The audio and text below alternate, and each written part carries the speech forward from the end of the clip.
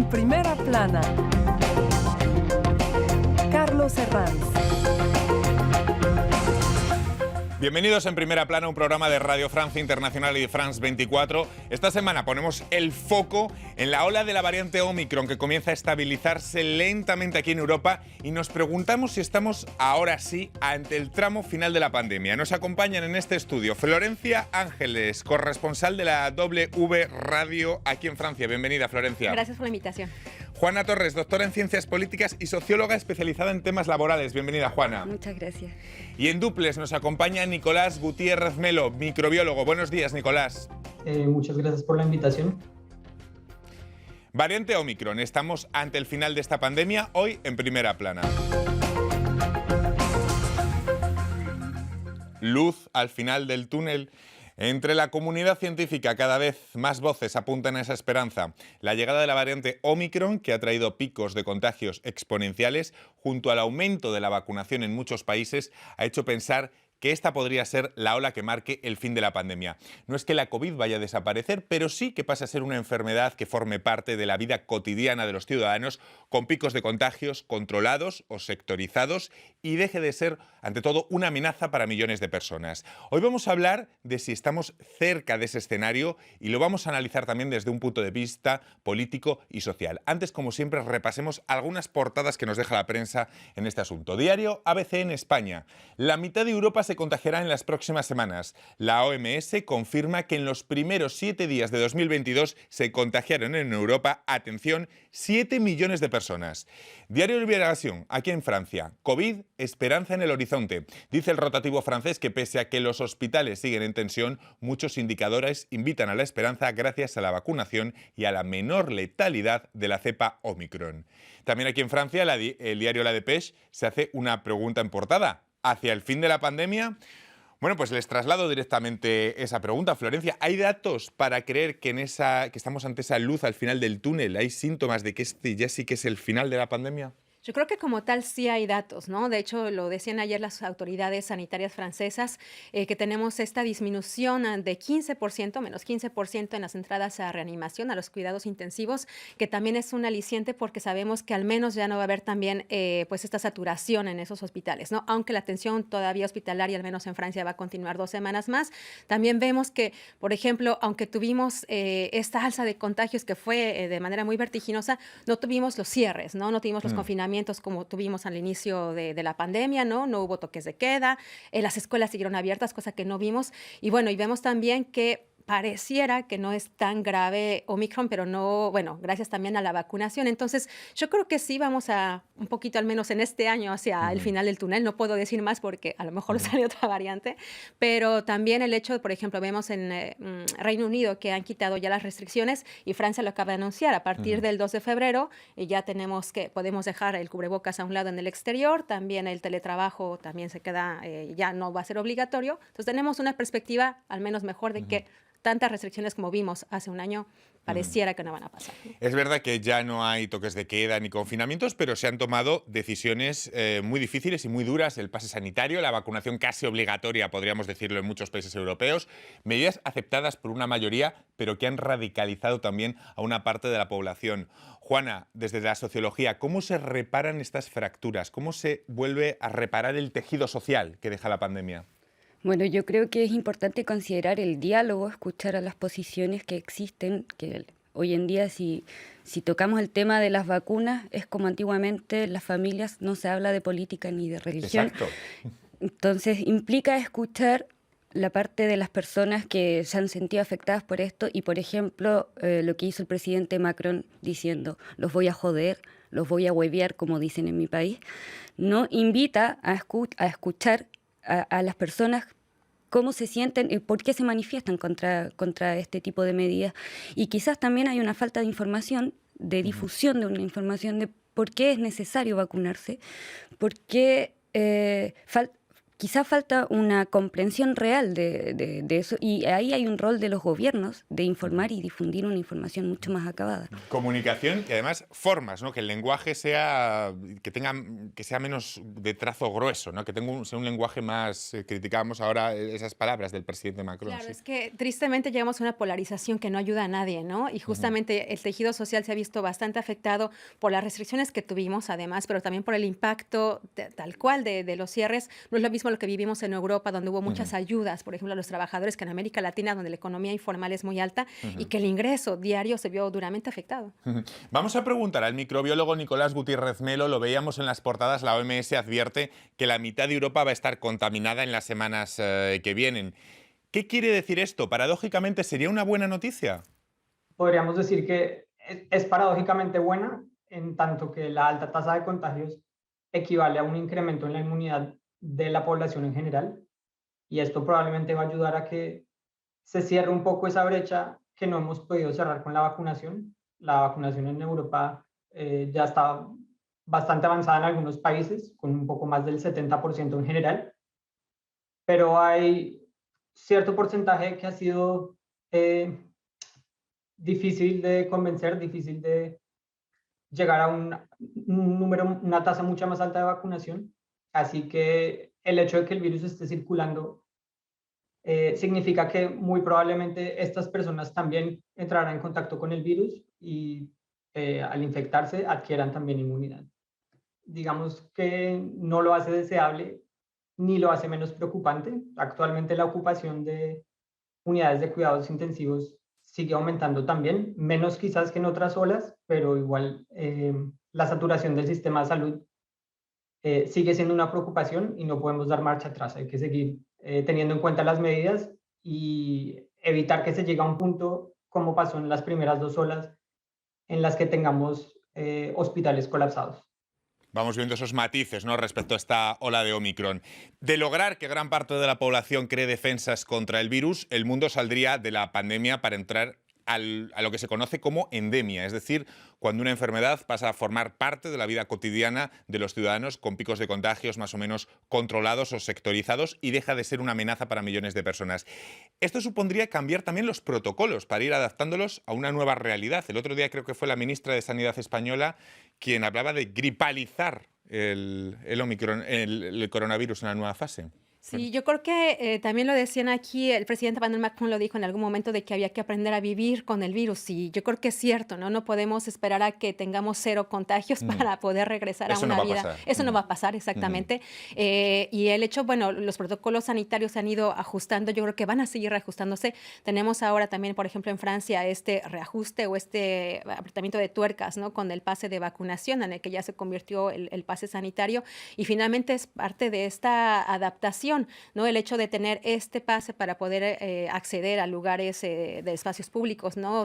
Conciertos, bares, restaurantes, cine, bueno, avión y el tren, que es también muy importante como medio de transporte, y que también lo han dicho, bueno, eso se va a ajustar conforme los datos epidemiológicos vayan avanzando. Yo creo que quizá después ya no habrá tantas restricciones también para acceder a estos lugares, pero de que se van a tener estas medidas como el uso del cubrebocas o el lavado de manos, esas también llegaron para quedarse, ¿no? Juana, imaginamos que el mundo laboral también se tendrá que ir adaptando a la nueva evolución del virus, pero claro, venimos de 2 años ya de cambios absolutamente radicales. ¿Cuál es el peso que ha tenido que cargar el teletrabajador en esta crisis? Y sobre todo le preguntaría si se ha acentuado la precariedad de este teletrabajador. Bueno, el teletrabajo aparece como la gran panacea en esta crisis para, por un lado, salvar una cantidad importante de empleos y, por otro lado, mantener a las empresas funcionando. Sin embargo, es importante considerar que los puestos teletrabajables, por así decirlo, no es la mayoría del mercado laboral. De hecho, en Francia se estima que es un 25% de profesiones teletrabajables, y por ejemplo en América Latina, que como decía Florencia, donde la informalidad es muy alta, baja ese porcentaje considerablemente. Baja en relación al total de la población ocupada, pero en relación a la población asalariada también va entre 20 y 30% que accede al teletrabajo. Por lo tanto, es una realidad bastante desigual, considerando también las brechas digitales que existen en las distintas regiones del mundo. Nicolás Gutiérrez Melo, hablando de etapas, porque estamos hablando de esta etapa final, de esta luz al final del túnel, ¿en qué etapa estamos actualmente comparando, no sé si se puede, con la trayectoria de otras pandemias, sabiendo que en este caso ya tenemos las vacunas? Estamos acercándonos a la desaceleración. En algunos países, en Europa y algunas regiones de Estados Unidos, ya vemos que esta ola alcanzó su pico y los casos comienzan a descender lentamente. Y se esperaría que después de esta desaceleración llegara la fase de control, ya que a diferencia de lo que ha pasado con otras olas, en este caso, gracias también en parte a la vacuna, vemos que el número de contagios se ha desligado del número de casos severos. Entonces esto pues evidencia que nos acercamos a llegar a ese punto en el que podemos convivir con el virus, aún así el virus siga circulando. Esto depende, claro, que no vuelvan a surgir nuevas variantes, que probablemente surjan. Es incierto en este momento decir cuándo y con qué severidad, aunque la probabilidad basada en la biología del virus, biología de las enfermedades infecciosas, tiende a apuntar en que futuras variantes sean probablemente menos patogénicas. Claro, el miedo a que puedan llegar nuevas cepas, aunque puedan ser aún menos letales todavía que Omicron, porque las vacunas y esa menor letalidad de Omicron son, digamos, las dos características que están definiendo esta etapa, que no sabemos qué amplitud va a tener, cuándo se va a terminar, pero sí que tenemos ya unos rasgos claros con las vacunas y con esa menor letalidad de Omicron, ¿no, Claro, Florencia? se ha visto en los datos, ¿no? O en los hechos. Ayer también revisaba esta gráfica que está en la página del gobierno de Francia, y es muy interesante cómo vimos realmente el pico muy alto cuando empezó la pandemia en todo, ¿no? En decesos, en contagios, en hospitalizaciones, y cómo ahora, aunque se vio esta curva muy vertiginosa que empezó a subir, realmente no hubo ese impacto en los decesos como se vio sin la vacuna, ¿no? Ahora, también yo creo que algo que nos hace falta a todos y sobre todo a los gobiernos es hacer hincapié también en los medicamentos que ya se están poco a poco aprobando y puesto en el mercado para tratar también este virus, ¿no? Creo que eso también va a ayudar a que las hospitalizaciones desciendan y también los decesos, ¿no? Las muertes. Bueno, un momento de apertura aquí en Francia. Por cierto, que el gobierno acaba de anunciar un calendario de reapertura aquí en Francia, el gobierno de Macron, para el mes de febrero, de vuelta a la normalidad. Vuelven los conciertos, las discotecas. Bueno, vuelve la vida, ¿eh? Esto yo creo que es un chute, al menos de optimismo, después de tanto sufrimiento, ¿no, Juana? Esto socialmente se nota, ¿no? Efectivamente, yo creo que una de las faltas más importantes que sentimos todos durante la pandemia fue la falta de socialización, pero sobre todo cara a cara. Sí. Que es donde las tecnologías de información y comunicación jugaron un rol muy importante para hacernos sentir esta socialización, aunque no sea presencial. Por lo tanto, juega un rol esencial, yo diría, poder encontrar estos espacios de encuentro para las personas nuevamente, y yo creo que también va a contribuir mucho al descenso de las enfermedades psicológicas que también trajo el COVID como consecuencia del aislamiento. Un punto muy interesante. Vamos a seguir desarrollándolo a vuelta de esta breve pausa aquí en Primera Plana.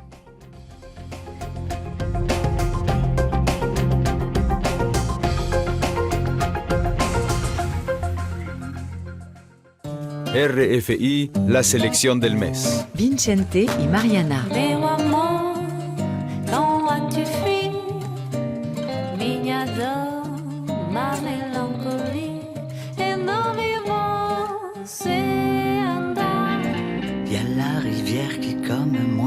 Dani. Déborde, elle sort du lit, moi je dépasse les bornes. Je te maudis toi, qui m'envoie dans les cordes, dans les cordes.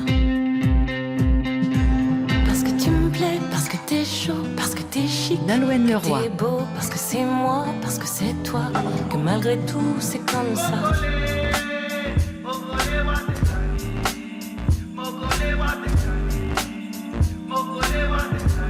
Onipa en Mensa.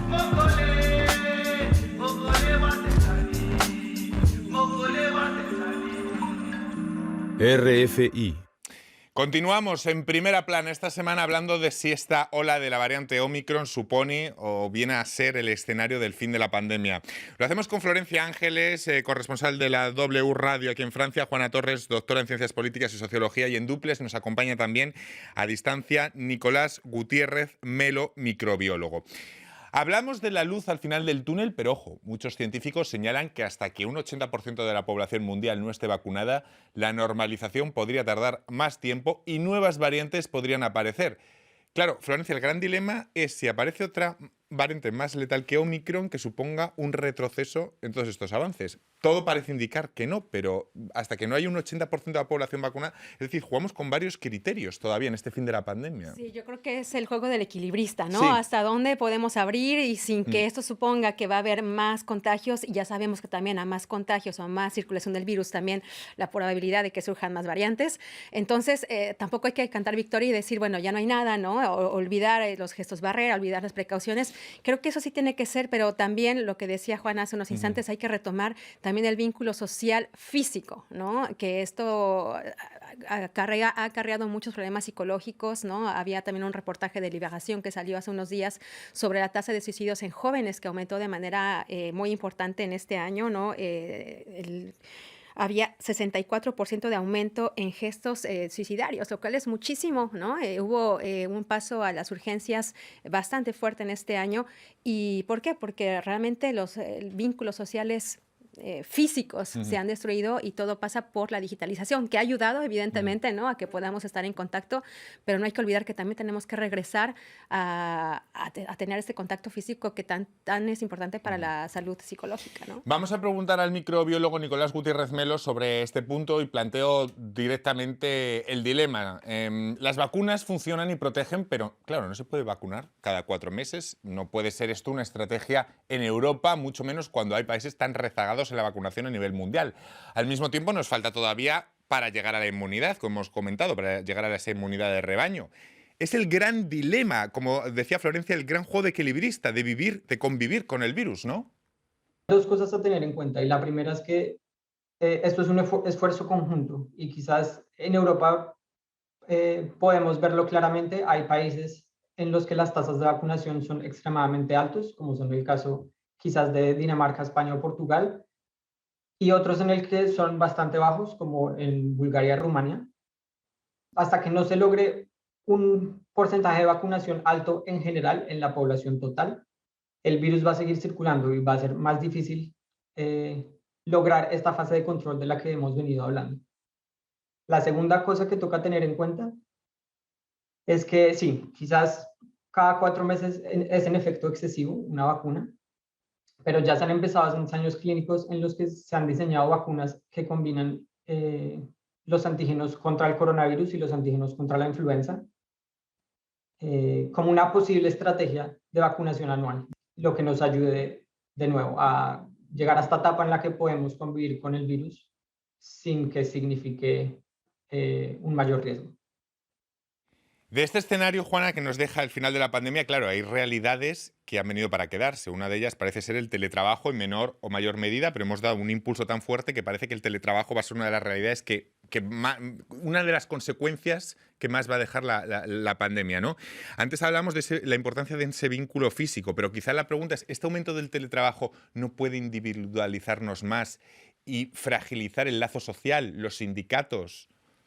Absolutamente. De hecho, el trabajo históricamente se ha comprendido como manera de integrarse a la sociedad y de socialización, el espacio por esencia de socialización. Por lo tanto, efectivamente genera un debilitamiento del vínculo social. No obstante ello, por ejemplo, en temas de sindicato, si pensamos en los trabajadores de plataforma en América Latina, los de reparto sobre todo, que es un sector que se incrementó muchísimo y también uno de los más precarios, se han constituido más de 10 sindicatos a partir del 2019, donde el primero de ellos fue en Colombia. Por lo tanto, si bien dentro del espacio del teletrabajo existe un espacio de individualización, también existen otros espacios donde se está forjando este vínculo social de otras maneras. Florencia, el teletrabajo ha llegado para quedarse. con todo lo que eso implica respecto a la importancia del vínculo físico, de la importancia de ese vínculo físico que necesitamos y que es una de las consecuencias del fin de la pandemia. Es decir, el teletrabajo ha llegado para quedarse y al mismo tiempo ese vínculo físico que necesitamos.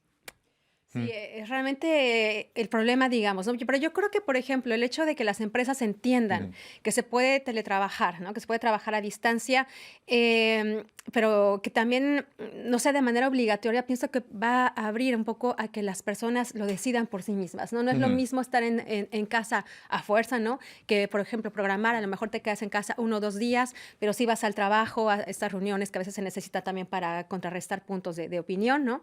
Entonces yo creo que sí es algo positivo también para el mercado del trabajo, para el mercado laboral, siempre y cuando no sea una obligación, ¿no? Que puedas tú ir al trabajo, ver a tus colegas, es necesario y también se necesita para la salud psicológica, ¿no? Porque a lo mejor estando en casa tienes otras tareas que a lo mejor estás ahí sabiendo que están pendientes, ¿no? Sobre todo también sobre todo la carga para las mujeres, ¿no? Siendo que también eres ama de casa y además están los niños y el trabajo, entonces no tienes un break en todo el día, ¿no? De esa realidad le quería preguntar a Juana, porque de la realidad del mundo sociolaboral que nos deja la pandemia, mención especial hay que hacer para las mujeres, ¿no? Sin duda son las trabajadoras, teletrabajo, hijos en casa, cuidados, higiene, las que han soportado el aplastante peso de la pandemia. Bueno, lo llevan haciendo siglos, pero todavía se ha focalizado más durante la pandemia. ¿Se ha obviado esta carga? ¿Se ha puesto en valor esta carga? Yo creo que no se ha puesto en valor, como históricamente no se ha puesto en valor, y efectivamente para las mujeres ha significado un retroceso en distintos planos, dentro del teletrabajo obviamente con mayores cuidados en casa, y también por ejemplo la CEPAL muestra que en América Latina el retroceso de la participación laboral en las mujeres significa un retroceso de 10 años, de cómo estábamos hace 10 años. Por lo tanto, las mujeres han sido de las grandes víctimas del mercado laboral en esta pandemia. Nada nuevo bajo el sol, por otro lado. Lamentablemente. Hablábamos antes de la importancia de la comunicación respecto a las vacunas, para invitar, para apelar a que la gente se vacune. Le quiero preguntar a nuestro microbiólogo sobre la vulgarización científica. ¿En qué hemos fallado? Hablamos antes de la importancia de la comunicación. ¿En qué hemos fallado para que miles de personas sigan sin querer vacunarse? La evidencia científica se da como un hecho, pero la gente no solo reacciona racionalmente a estos hechos, sino que se nos ha olvidado la respuesta emocional y esto requiere diferentes estrategias de comunicación y creo que hace más difícil que la gente quiera escuchar la evidencia científica.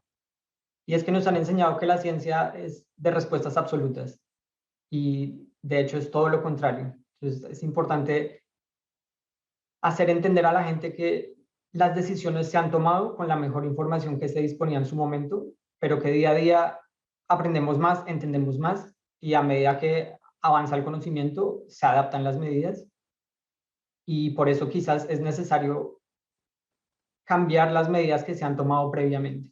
Entonces creo que es un poco en parte de la comunidad científica aprender a entender esa parte emocional del público, así como de la sociedad, tener una disposición más abierta a el camino y las incertidumbres que pueda haber en el conocimiento científico a medida que hacemos investigación.